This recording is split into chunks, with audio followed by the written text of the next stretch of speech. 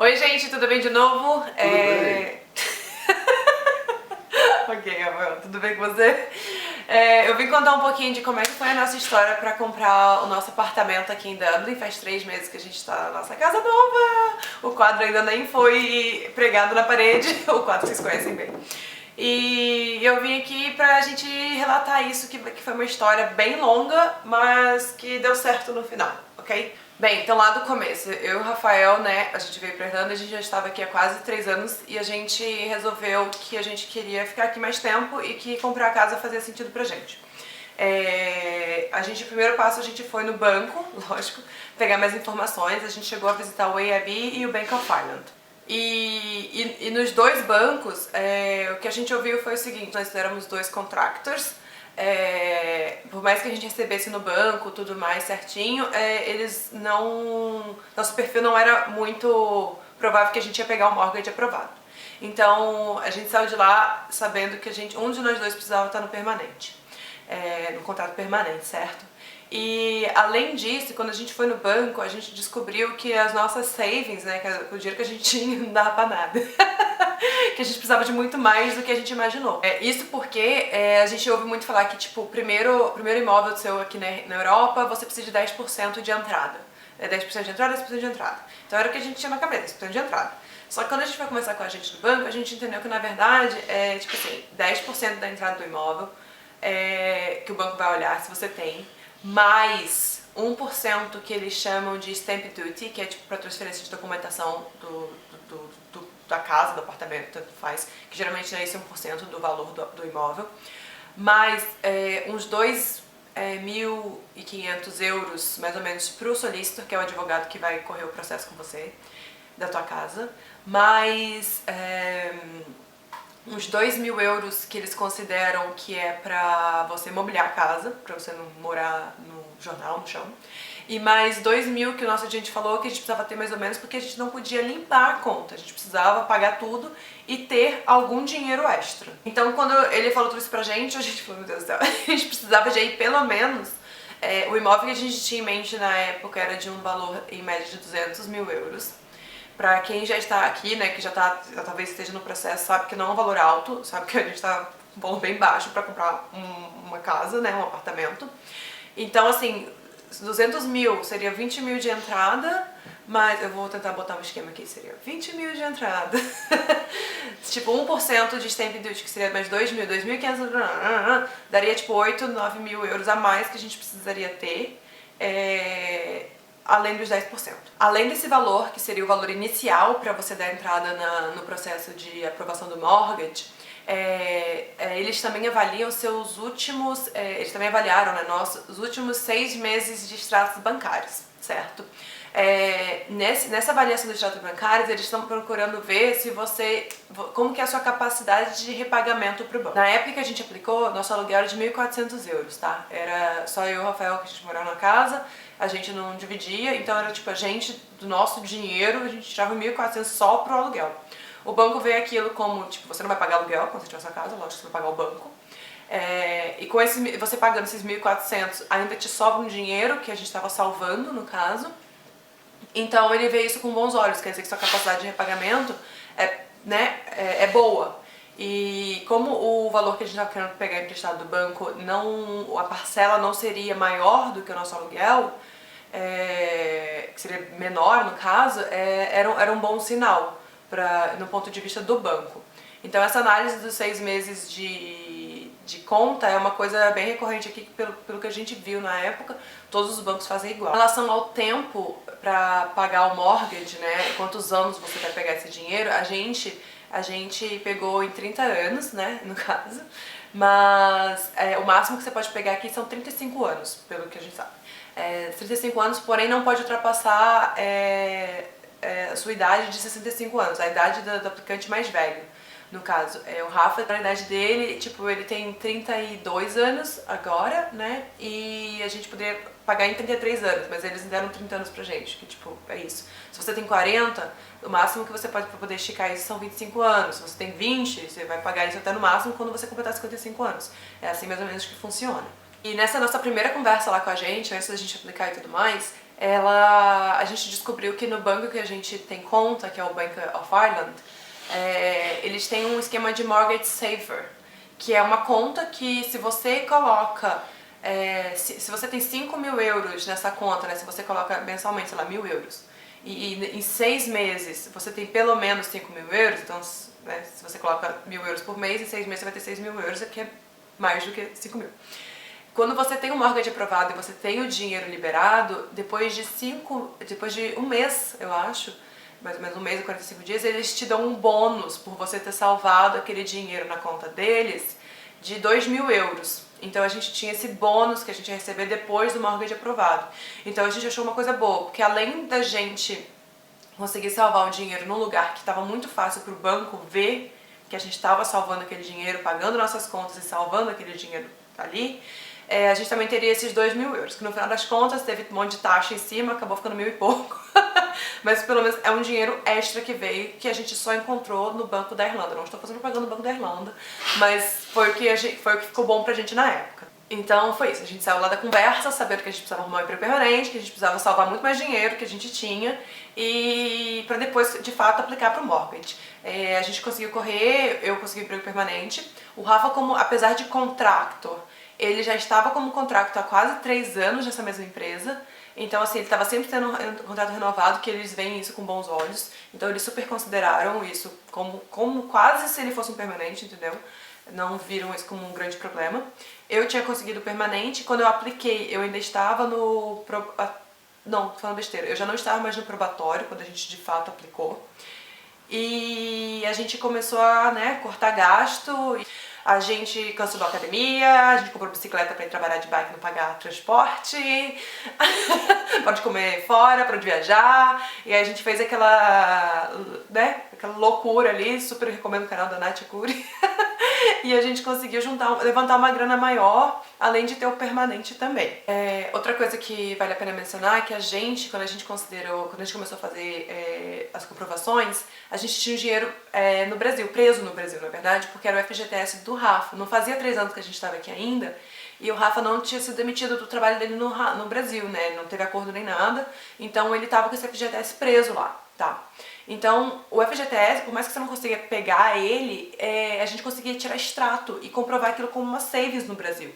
E para eles entenderem o que é um FGTS, a gente explicou como aplicação. É uma aplicação que a data de vencimento vai ser daqui a tantos meses, então a gente não consegue retirar, não consegue trazer para cá agora, porque eles exigem isso, tudo tem que estar aqui, porque é onde eles conseguem, né, é palpável para eles. E a gente conseguiu o extrato, provou como savings até ser aprovado, e que lógico o dinheiro estaria aqui na época que a gente fosse requerer o mortgage, né, pegar realmente o dinheiro. E mesmo que a gente não tenha traduzido aquilo para o inglês, o Rafa explicou pra gente o que significava cada coisa ali no extrato brasileiro, e foi tudo bem, eles super consideraram o valor ali também na hora de aprovar. Porque primeiro eles aprovam e te mandam uma carta que fala assim, olha, você tem tanto valor aprovado. Mas não quer dizer que aquilo ali é suficiente, você ainda tem que andar alguns passos a mais para ter o dinheiro liberado, né? Então é só uma carta que eles chamam em princípio, tipo, mortgage aprovado em princípio. Então a gente tinha aquele dinheiro no Brasil que comprovaria que a gente tinha aquele depósito, e depois que a gente fosse de fato aplicar para ter o dinheiro liberado, seria quando a gente já teria que estar com o dinheiro aqui, senão eles não liberariam o dinheiro para pagar o apartamento. Uma outra coisa também que é por mencionar eu tô dando todos os nomes, né? É o que eles chamam de carta presente, gift letter. Que é quando, sei lá, seu pai, sua mãe, alguém, parente, que quiser te ajudar com a compra do imóvel, eles podem te dar dinheiro.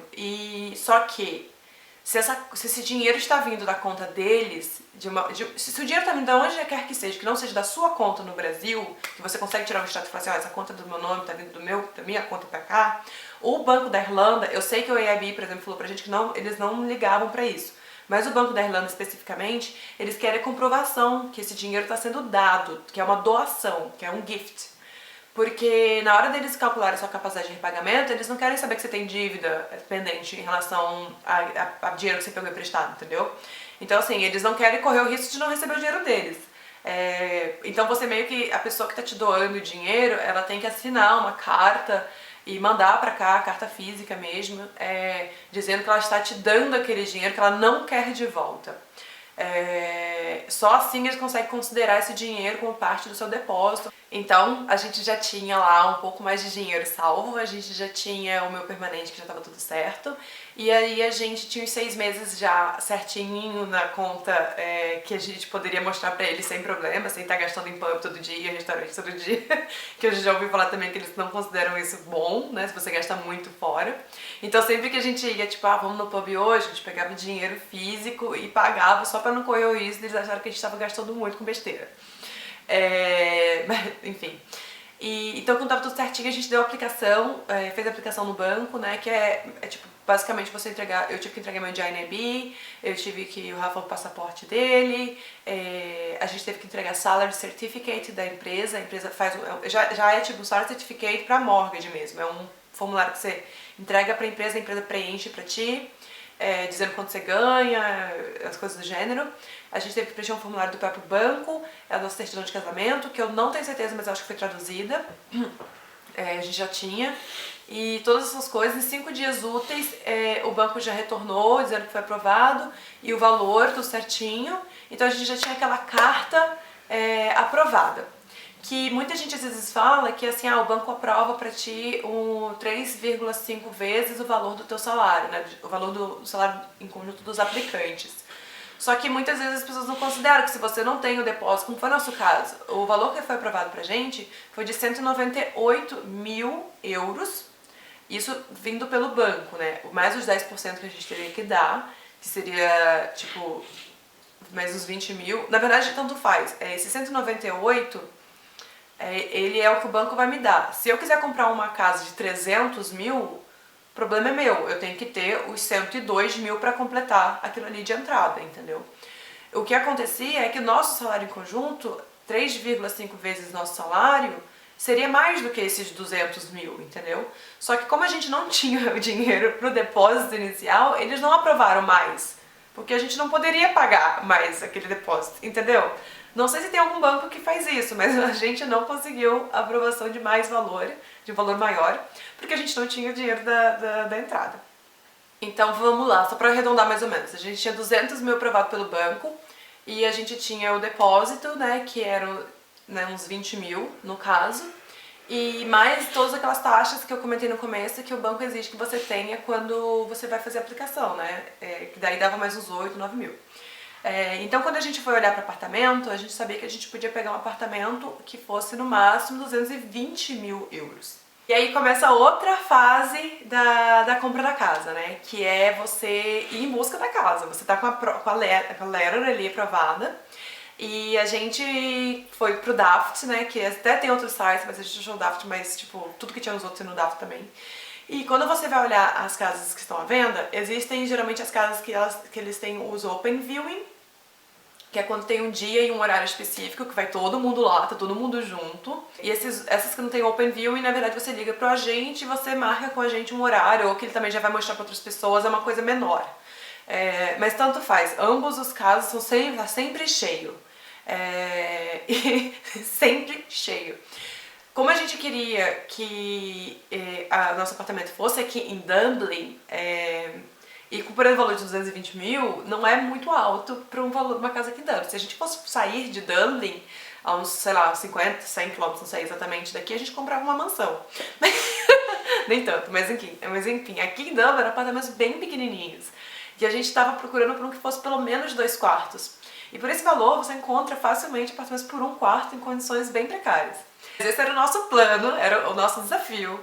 E a gente, toda vez que você chegava, ou às vezes na ligação com a gente, ou quando você chegava na visita da casa, tem as 2 perguntas padrão, assim, todos eles te perguntam se você é first time buyer, né, significa que você é sua primeira propriedade aqui, e a outra pergunta é se seu mortgage está aprovado.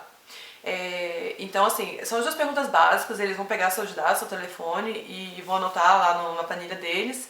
E muitas vezes o que acontecia era a gente chegar na propriedade, a gente viu lá no Daft, a propriedade está 2.200, 220 mil anunciado no Daft. Aí a gente chegava já de cara, assim, a gente chegava no viewing, porque muitas vezes também nem era o primeiro viewing, né, porque às vezes podem ter vários viewings, vários dias.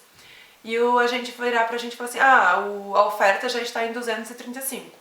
gente, tipo, gente, como assim? Literalmente, se você não vai pra uma casa nova, que foi o nosso caso, a gente quis não, né? Eu falo isso, o Rafael dá risada, a gente não quis uma casa usada, a gente não podia comprar uma casa nova em Dublin.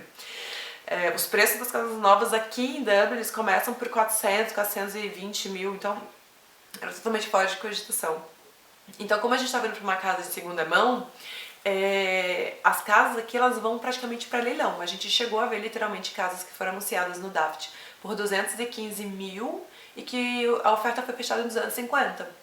Porque o valor que você vê lá é praticamente o valor que o mínimo que o dono, onde o dono quer começar, assim, menos que aquilo, não. Só que o problema é que uma pessoa oferece 1.000 a mais, 2.000 a mais, 3.000 a mais, e vai subindo até a hora que o último aguenta. E isso acontece, assim, é certeza que vai acontecer isso em casa de segunda mão. Então, quando a gente começou a entender que era esse o processo, a gente começou a baixar aquele... o filtro ali de 225, 220, baixou. A gente começou a olhar casas de 175. Casas não, quando eu falo casa é moradia, né, é apartamento. De 175 para a gente poder ter uma margem de negociação, porque senão a gente não só ia passar raiva e nem vive. Até que foi relativamente rápido que a gente encontrou um apartamento que a gente gostou bastante. Ele tinha os 2 quartos que a gente queria, estava dentro de Dublin, as condições estavam ótimas no apartamento, de verdade. Foi bastante assim, foi uma surpresa. Ele era ground floor, né, que é o térreo, que é uma coisa que não é muito valorizada. Então ele estava com preço mais acessível mesmo. E aí a gente fez a oferta, né? E a oferta funciona dessa forma: você manda um e-mail pro agente, ele pede formalmente pra você mandar um e-mail, daí ele vai ver se ele tem alguma outra oferta que já tá maior do que aquele valor que você ofereceu. Se não, ele contacta o dono, vê se o dono quer fechar por aquele valor, ou se ele quer esperar alguma outra oferta. Se ele não quer esperar outra oferta e ele tem uma contraproposta, ele pode também te mandar uma contraproposta. Foi o que aconteceu com a gente, na verdade. O valor que eu ofereci, ele me pediu uma contraproposta de 5.000 a mais ou menos. Tava na nossa margem, a gente aceitou, fechou. Eles chamam de sale agreed. Fomos sale agreed. E aí quando você tem sale agreed na propriedade, começa uma outra fase da compra do imóvel, né? Que você tem que arrumar um solicitor, né? Que é um advogado, porque os trâmites aqui, eles são bem diferentes do Brasil, por exemplo, que eu nunca comprei um imóvel no Brasil, mas pelo que eu sei, é que você lida praticamente, você vai no cartório, não sei o que, muda papel. Aqui você, como comprador, tem que ter um solicitor, que é o advogado, e o vendor, né, que é o vendedor do apartamento, também tem que ter um solicitor. E os solicitors que vão se conversar. A gente não entra em contato com dona hora nenhuma. Os solicitors se conversam, eles trocam documentação, contrato. O nosso solicitor está incumbido de ter certeza que aquele cara é o proprietário do apartamento, ele tem os direitos de venda, o apartamento não está com pendência nenhuma em lugar nenhum, e porque eles não podem, apartamentos com pendências não podem ser vendidos, eles têm que quitar tudo antes. As pendências não são transferíveis, pelo que eu entendi. Então, assim, ele tem que fazer todo esse trabalho de ver tudo. O que fica incumbido pra gente, depois do Sale Agreed, é arrumar um survey, que é como se fosse um inspetor que vai na propriedade, vê se tá tudo certo. Eu não sei exatamente o que ele vê, porque a gente não tá junto, ele vem sozinho. Ele acerta com a gente da imobiliária, pega a chave, vai, faz a inspeção no apartamento. Isso é mandatório pelo lado do banco. O banco quer ter certeza que a gente está comprando uma propriedade decente, que não vai, sei lá, cair no dia seguinte. Porque na verdade é o banco que está comprando o apartamento, né? Através da nossa promessa de pagar eles de volta em 30 anos. E além disso, a gente também tem que correr atrás de um seguro que eles chamam de mortgage protection, que se um dos nós dois acontecer alguma coisa com a gente, sei lá, morrer, alguma coisa assim, o outro não paga mais nada da dívida, entendeu? Mas aí tem uma seguradora que cobre isso. Então essa seguradora, ela vai atrás dos nossos... faz algumas perguntas pra gente em relação à saúde, em relação ao estilo de vida, e também acaba entrando em contato com nossos GPs. Esse processo de correr documentação aqui na Irlanda é super conhecido por ser muito devagar. Eu ouvi relatos de colegas, principalmente da empresa, muita gente já comprou apartamento e tal, de levar assim de 3 meses a 8 meses pra tudo ficar pronto. E o nosso começou a meio que a gente não ter muita notícia, a gente começou a perguntar pro nosso advogado, tipo, toda semana, meu, e aí? E ele, tá demorando um pouco porque os documentos não estão achando os documentos do apartamento, porque o advogado que fez os documentos há 15 anos atrás, ele faliu e aí o documento sumiu. Estavam mandando carta, ofício pra OAB daqui e nada de desenrolar isso daí. A gente começou a ter um enrolo meio grande nisso daí e sempre a única coisa que a gente ouvia era semana que vem de notícia, semana que vem de notícia. Até que deu 3 meses de processo e a gente teve uma ligação do nosso solicitor falando que o dono do apartamento tinha desistido de vender. E a gente ri porque já passou faz tempo, na época, meu Deus do céu. A gente, como assim? Ele desistiu de vender. E aqui não existe penalidade nenhuma para nenhum dos lados que quisessem desistir da venda. A gente tinha de fato desembolsado, tô nervoso. A gente tinha desembolsado o valor do survey, porque o próprio advogado falou assim, olha, eu não vou cobrar nada de vocês quando vocês arrumarem um novo apartamento. Vocês me contactam de novo e a gente continua o processo. E foi isso, a gente teve aquela venda desistida, né? E a gente já tinha dado o notice pro nosso landlord na época. Ai, Jesus amado. Mas o que aconteceu? A gente descobriu depois, né? Sabendo melhor o que aconteceu com o dono do apartamento. Ele estava vendendo o apartamento dele e ele estava comprando uma casa, certo? O que aconteceu na compra daquela casa ali dele? O dono da casa, ele tinha acertado, tem o sale agreed ali com ele, e depois de um tempo ele recebeu uma outra oferta maior e ele desfez aquela compra, né, aquele acordo de cavalheiros ali com o dono do nosso apartamento e aceitou a outra oferta. Então o cara que ficou sem a casa que ele estava se mudando para. Com isso, o que eu ouvi falar, e também já não tem como confirmar, ele começou a tentar procurar outras casas, não deu muito certo nesses 3 meses. Ele nunca nos falou isso, lógico. E aí ele não teve jeito, ele não podia mais se mudar da casa dele, do apartamento dele, então ele desfez a compra conosco. Quando eu te conto isso, você vai entender o porquê que os agentes perguntam se você é first time buyer, quando você vai ver um viewing. Porque esse tipo de atrelamento que existe, de um tá vendendo para comprar o outro, que tá vendendo para comprar o outro, tá todo mundo linkado, eles chamam de property in a chain, que é uma corrente mesmo, né? Um dependendo do outro. Quando você é first time buyer, isso significa que você não tá vendendo nada. Você tá ali com seu mortgage aprovado, que é a segunda pergunta que eles fazem. Quer dizer que você não tem pendência, você não tem riscos, você tem muito menor riscos. Eu tenho uma amiga que eu falei isso, que ela tá vendo casa também, aí ela falou assim, nossa, eles sempre me perguntam isso, eu achei que era pra saber se eu era experiente comprando casa ou não. Tipo, vou enganar essa boba. Não é justamente por isso, porque é um risco você entrar numa coisa dessa quando ela está numa chain, é justamente o risco que aconteceu com a gente. Então, você viu como experiência, tomara que não aconteça com você, mas a gente acabou ficando mais desperto pra segunda vez, né? Quando a gente voltou pro mercado para procurar casa. Daí, quando a gente voltou pro mercado, a gente fazia as perguntas pro agente. A gente falou, meu, a propriedade está numa chain? Existe property na chain, né? Quem tá morando na casa? Quando você ia fazer o viewing, você via se tinha coisas pessoais na casa. E aí a pergunta era, tipo, quem tá morando aqui? É o dono da casa? A casa tá alugada? O apartamento tá vazio? Eram coisas que a gente já ficava esperto, porque a gente não queria passar por aquilo de novo. E outra coisa que aconteceu também, como a gente teve esse tempo, né, de um sale agreed até ele cancelar e a gente ter que voltar pro mercado, as nossas saves, elas cresceram um pouquinho, né? A gente continuou salvando dinheiro e mais um pouco até porque como a gente tinha dado notice pro nosso landlord, o landlord, a gente já tinha arranjado um casal de amigo nosso para mudar pra nossa casa, porque a nossa casa aceitava cachorro, aceitava pet no geral. E a gente já sabia, nossos amigos estavam procurando casa, a gente já esquematizou ali, a gente sai, vocês entram, então tudo certo. Com a gente não poder sair, a gente teve que falar pro landlord, então, o negócio é o seguinte, a gente não vai conseguir sair, a gente explicou pra ele, nosso landlord é um amor, ele entendeu, e a gente ofereceu assim, olha só, nossos amigos vêm morar aqui com a gente, nesse período da gente achar outra casa, e aí depois a gente sai e eles assumem a propriedade.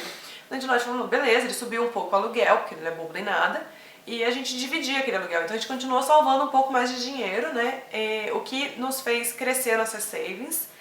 E quando a gente voltou pro mercado, a gente tinha um pouco mais de dinheiro guardado, então a gente ligou pro banco e falou assim, olha só, eu quero uma revisão do meu mortgage, da minha carta, porque agora eu posso subir um pouco mais o valor que eu posso comprar a propriedade, por causa da saves, etc. Tá, daí, mas foi até relativamente rápido. A gente encontrou um outro apartamento que a gente gostou muito. O Rafael, então, estava apaixonado pelo apartamento.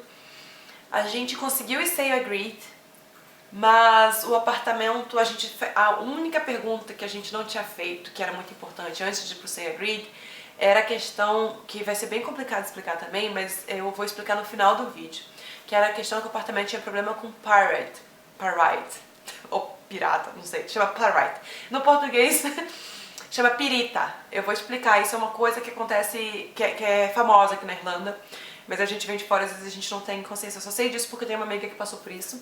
E aí aquilo ali fez a gente voltar atrás do sale agreed, tá?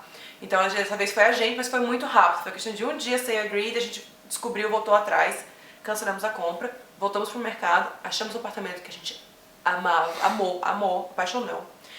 Só que o apartamento era muito mais caro do que a gente podia. A gente ofereceu um valor menor do que o cara tava pedindo, ele não aceitou, e aí a gente falou, a gente não consegue.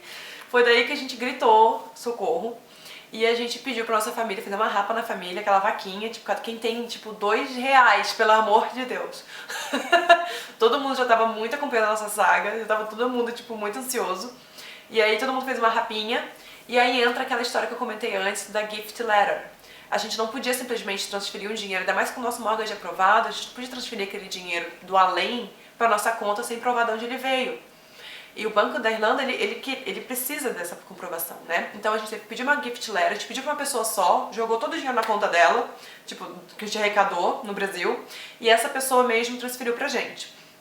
Aqui, mandou a gift letter, o banco aceitou a gift letter, e a gente fez essa loucura sem poder, porque o Banco da Irlanda, eu juro pra vocês que eu não tô fazendo propaganda do Banco da Irlanda, eu sei que tem outros bancos com taxas melhores, a gente só foi lá porque foi mais fácil pra gente. Eles têm um esquema de cashback, que eles chamam, né? Que é, eles te dão um dinheiro de volta, de graça, sem você ter que pagar de volta, né? Depois do mortgage liberado, do valor de 2% do que você pegou com eles, certo? Então, a gente tava contando com esse dinheiro pra pagar, eles de volta não conta pra eles. Então, mesmo a gente prometendo de pé junto que a gente não ia pagar esse dinheiro de volta, que era um gift letter, meu Deus, eu nem sou italiana, mas eu não consigo falar sem as mãos. Mesmo a gente prometendo que a gente não pagaria de volta, a gente tava contando com esse dinheiro porque era o que a gente tinha. Deu certo, a gente pediu a gift letter, a gente tinha um depósito maior, a gente conseguiu dar entrada no apartamento que a gente tinha amado e fomos sale agreed. Nesse apartamento, ele tinha todas as características que a gente queria lá no começo, que era um apartamento de 2 quartos, dentro de Dublin. Além disso, ele tem 2 banheiros, eu tô falando dele. Ele tem sacada, ele tá super bem localizado em relação a transporte. E isso foi uma coisa que chamou muita atenção nossa, na questão de tipo, pô, eu sei que ele custa mais caro, mas ele está tão bem localizado que se a gente precisar alugar o segundo quarto, vai ser muito mais fácil. E realmente foi muito mais fácil mesmo. Além disso, esse apartamento ele estava vazio, ele era era a segunda propriedade do dono, então assim, ele não mora aqui, ele não dependia da venda desse apartamento para comprar nada, sabe? Ele não dependia de comprar alguma coisa para sair daqui. Ele alugava o apartamento estava completamente vazio, porque os inquilinos já tinham saído há um tempo, e então o processo foi relativamente muito rápido. Em 2 meses do sale agreed, em 2 meses a gente estava com a chave. Isso porque enrolou um pouco, também foi outra exceção aí que eu vou falar depois, eu vou falar do Pyrite, eu vou falar da questão do mortgage protection que eu tive problema. Então foi isso, o processo foi muito rápido porque o dono estava com pressa e a gente estava desesperado, então a gente estava correndo com tudo que a gente pôde. Quando a gente fechou esse aqui, a gente foi pro mesmo solicitor, né, o mesmo advogado, ele já estava sabendo que a gente já estava ali, né, na correria. E o nosso survey, que foi o rapaz que fez a inspeção do primeiro apartamento, a gente ligou para ele de novo, explicou por que a gente estava contactando ele de novo. Nós somos as mesmas pessoas, mas para um diferente apartamento, porque não deu certo no primeiro, ele ficou com muita dó nossa. Porque foi realmente um sentimento de comoção de todo mundo que a gente contava essa história. Eu nem sou dramática, né? E ele não cobrou pra gente o serviço dele, ele cobrou as taxas, então assim, de 150 euros, que é o preço padrão de se pagar um survey, ele acabou fazendo pra gente por 70, gente, olha que fofo. Isso fazem 3 meses que a gente mudou aqui pra nossa casa, a gente não tem um quadro pendurado. A gente ficou 2 meses sem móveis na casa, literalmente não tinha nada na casa, porque a gente tinha que pagar um monte de gente de volta. A gente não tinha um centavo pra fazer nada na casa, mas eu não tenho um dia sequer que eu não me apaixono pela minha casa de novo, de novo, de novo. E agora eu queria só, que eu comentei que eu ia falar de outras coisas no final, não sei se ficou faltando alguma coisa mais de interesse, mas eu queria expor, na verdade, algumas coisas que aconteceram um pouco fora do normal no processo e o que a gente faria um pouco diferente se a gente voltasse, se a gente fosse comprar uma primeira casa de novo, sabe? Tá, uma das coisas que a gente não estava preparado era justamente para a questão das taxas extras, né, além dos 10% de entrada, do management fee, que como a gente quis um apartamento, existe é o condomínio, né? O condomínio, por exemplo, quando a gente ligava pra gente, ou quando a gente ia no viewing, é uma das coisas que você pergunta, você fala, não, quanto é que é o condomínio nesse apartamento? A média de condomínio em Dublin, num apartamento bem simples, era tipo, depende muito se tem elevador também, quantos andares tem, quantos blocos são. A média era tipo 1.500 euros por ano, é uma taxa anual. Esse aqui, quando a gente veio, o cara falou pra gente 1990 por ano, que é uma taxa muito alta, era muito alto. Mas é um apartamento muito mais novo, tem elevador, tinha os seus benefícios, vamos dizer assim, né? A questão de ter sacada também conta, porque a manutenção da sacada é pelo condomínio. Só que quando a gente foi pagar o condomínio, que foi esse ano que chegou a carta, dizia 2.450. Então assim, não sei de onde é que surgiu quase 500 mil ali, sabe? É uma taxa que você pode dividir, né? A gente pode dividir até 10 meses, mas é uma coisa a se considerar bastante, porque aumentou bastante o valor do nosso... que a gente tem que desembolsar para sempre. Se você compra uma casa que está no estate, que eles chamam, que é como se fossem uns bairros assim, que não chega a ser condomínio fechado aqui no Brasil, mas quem tá aqui sabe, tipo, uma casa que constrói tudo igualzinho, mais novinha, que tem uma empresa que toma conta, também existe esse management fee. Eu tenho uma amiga que mora um pouco mais afastada, fora de Dublin, que paga, eu acho que 400 euros por ano, o que é um valor bom, razoável. Existe o property tax também, que você paga pro governo, pra cidade que você mora. O nosso apartamento aqui é de 200 euros por ano, que também é uma coisa que tem que se considerar, que não é um desembolso que você está tendo, né? São coisas que a gente não fazia ideia, só foi ter ideia depois que a gente entrou na casa, né? Na hora que veio a conta, né? Isso a gente ficou sabendo. Uma outra coisa que a gente, né, estaria mais preparado seria com essa questão se a propriedade está numa chain, que eu comentei bastante. A questão do par right, eu vou explicar. Há uns anos atrás, casas que são construídas nessa mesma época da nossa, 15 anos atrás, casa, prédio, não importa.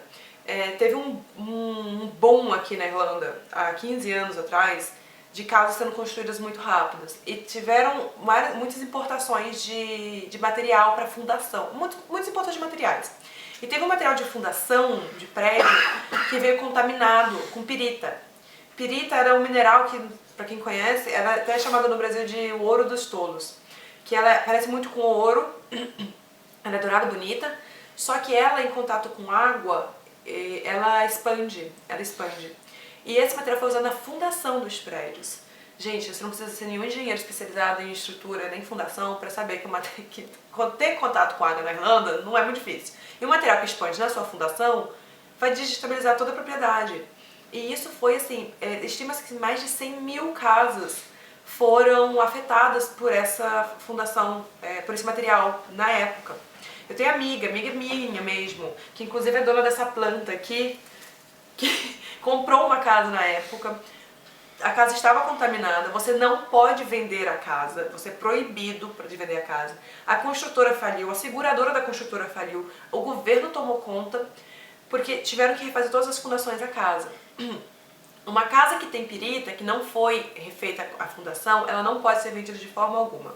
O dono não pode vender e é isso.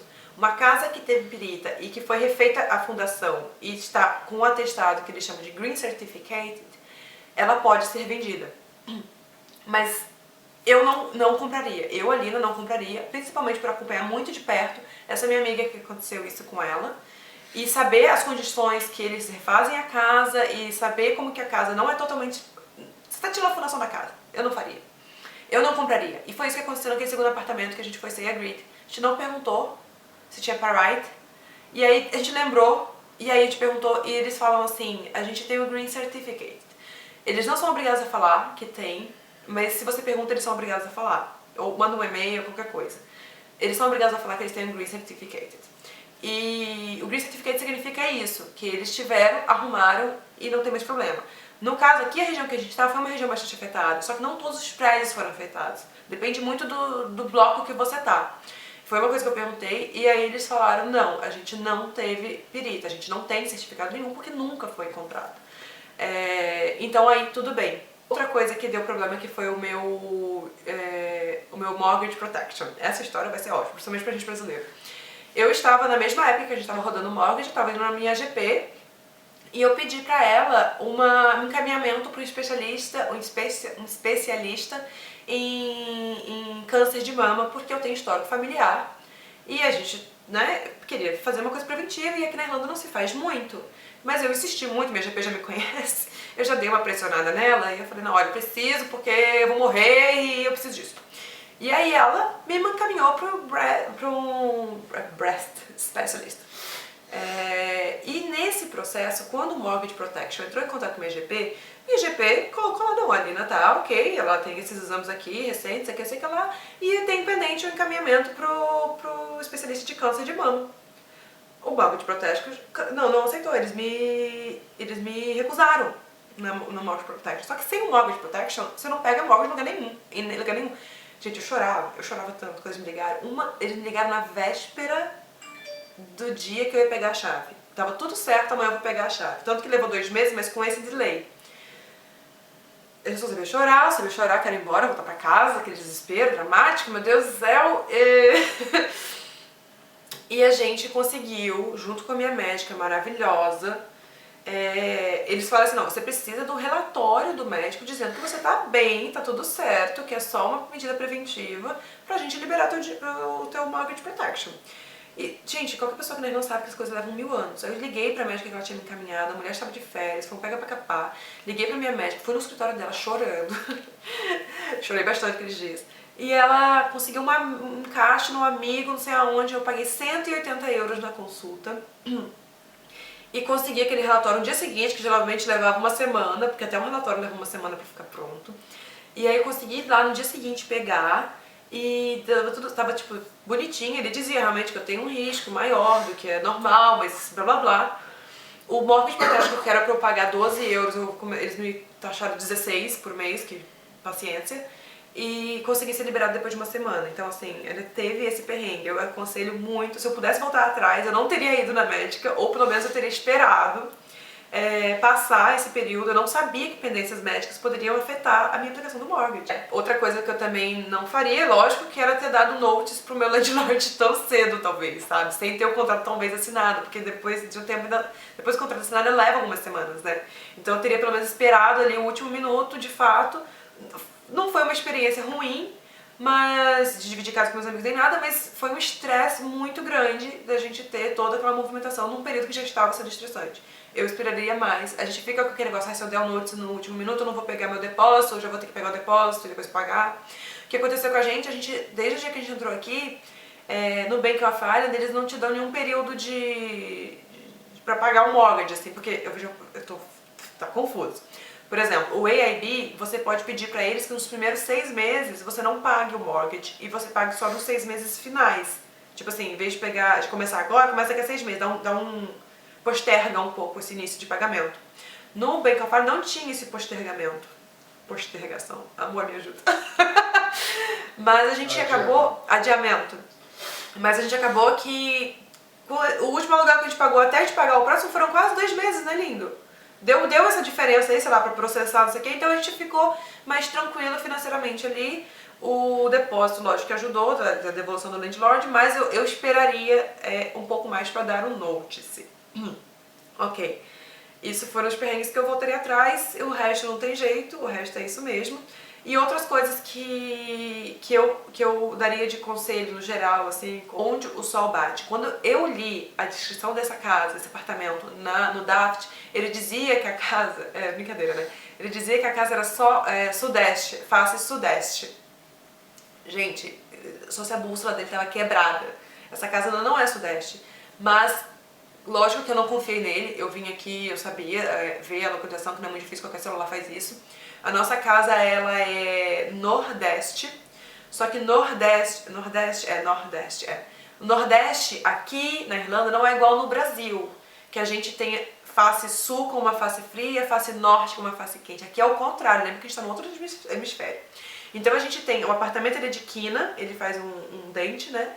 Aqui nasce o sol e aqui nunca vai pegar sol na vida, é norte, a menos que a Terra dê um giro aí e mude de direção, se ela for plana, não sei, ela nunca vai pegar sol nesse lado aqui. Então o sol nasce aqui e esse lado nunca vai pegar sol. Por sorte, lógico, é uma face boa, eu ainda estou numa face boa, mas vocês tomem cuidado com apartamentos face sul. Eu falo besteira. Por favor, produção! Não, tome cuidado com apartamentos face norte. Gente, se alguém parou o vídeo 2 segundos antes, já era. O meu conselho foi errado. Apartamentos face norte, não, gente, pelo amor de Deus. A gente chegou a ver apartamentos com sacadas na face norte. Você chegava a ver limo na sacada. É tipo assim, aquele lugar nunca pega sol, nunca pega sol. A gente já não tem quase sol. Corram de apartamento face norte, verifiquem isso, não confiem nos agentes, eles não sabem nada, às vezes, eles não sabem nada. O cara falou a especificação errada do FISO, ele falou a especificação errada de várias coisas aqui no nosso apartamento, que a gente precisava ter um pouquinho de conhecimento para poder checar por nós mesmos. Outra coisa, gente, coisas que você não consegue mudar, entendeu? Isso você não vai mudar, você não vai virar o apartamento. Outra coisa que você não vai mudar, muito provavelmente, é o barulho da rua, sabe? Eu não sei, de repente você tem criança, você não tem criança, tem alguém que mora contigo.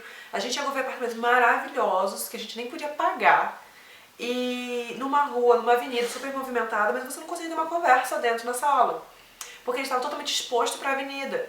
E fechava a porta, por mais que as portas, os vidros aqui são muito... tem uma isolação muito boa, não dava condição, não tinha condição. Ali não tinha condição, era muito perto da avenida e a gente não ia conseguir viver bem lá, tá? Isso é uma outra coisa que você não vai conseguir mudar. Se você compra uma casa usada, você tem a chance de talvez ficar com as mobílias, alguma coisa que restou na casa. A gente ficou com toda a cozinha, né, geladeira, fogão, máquina de lavar louça, máquina de lavar roupa, tudo ficou na casa. Só que não tinha energia e a gente não testou. Tudo bem, paciência. Mas quando a gente entrou na casa e daí a gente começou a usar, tipo, a geladeira não funcionava, o boiler tava com problema, tipo, o aquecedor do quarto também não funcionava. Foram coisas que quando o cara do banco fala pra você precisa de uma reserva, ele tem razão. A gente ficou um tempo sem geladeira emprestada, aquecedor sem funcionar. Então foram despesas que a gente não tava imaginando, né, já que tinha na casa. Mas se você tiver energia na casa que você for visitar, testa que não custa, pelo menos você já tá preparado porque vai vir, entendeu? Gente, existe toda uma outra situação que é similar, mas tem suas peculiaridades se você vai comprar uma casa nova. Eu tenho amigos que foram pra casa nova porque eles tipo, estão planejando logo ter filho, querem uma casa grande, não gostam de Dublin, e todos os motivos são pessoais, sabe? A prioridade de cada um. E por esses valores que eu tô te falando, você conseguiria uma casa fora de Dublin, sim, que você, por ela ser nova, você tem auxílio do governo que te dá 5%, ainda tem esse esquema, se eu não me engano, que te dá 5% do valor da casa em taxas de volta, você aplica lá se você tiver o valor. Tem esse esquema que é bacana, que você consegue economizar um pouco. Tem o esquema da garantia da construtora, que você tem 10 anos de garantia na casa, qualquer problema. Muitas construtoras, elas te dão, se você fecha rápido a compra, não sei o que, você consegue ganhar todos os appliances da cozinha, né, geladeira, fogão, máquina, um monte de coisa, já está incluso ali que a construtora dá. E além de tudo, você também tem... o que eu ia falar? Não existe esse leilão de preço quando a casa é nova. A casa é nova, é 350 mil? É 350 mil. Você vai lá, paga e acabou. Você não precisa passar por esse perrengue. Disso. Lógico que tem a concorrência natural de você querer comprar uma casa que está bem localizada, se é a face sul, se é não sei o que, você vai pagar mais por isso. Mas não é a mesma coisa, entendeu? Tem suas peculiaridades se você for comprar um apartamento novo ou um apartamento velho, e um apartamento ou casa, no geral. Mas é isso, essa foi a nossa experiência, valeu cada sacrifício, cada lágrima, valeu muito a pena. Eu não sei se até eu terminar o vídeo eu der uma ajeitada na casa, eu mostro como é o nosso apartamento, senão vocês vão ficar sem saber. Mas eu amo o nosso apartamento. Não tá nem do jeito que a gente quer ainda, mas ele já é maravilhoso do jeito que ele tá. Tá bom? Se vocês tiverem alguma dúvida, ou quiserem tirar alguma coisa que eu falei, não deu pra entender e tal, comenta aqui no vídeo, sei lá, deixa aí em algum lugar que a gente tenta responder com base na nossa experiência. Tá bom?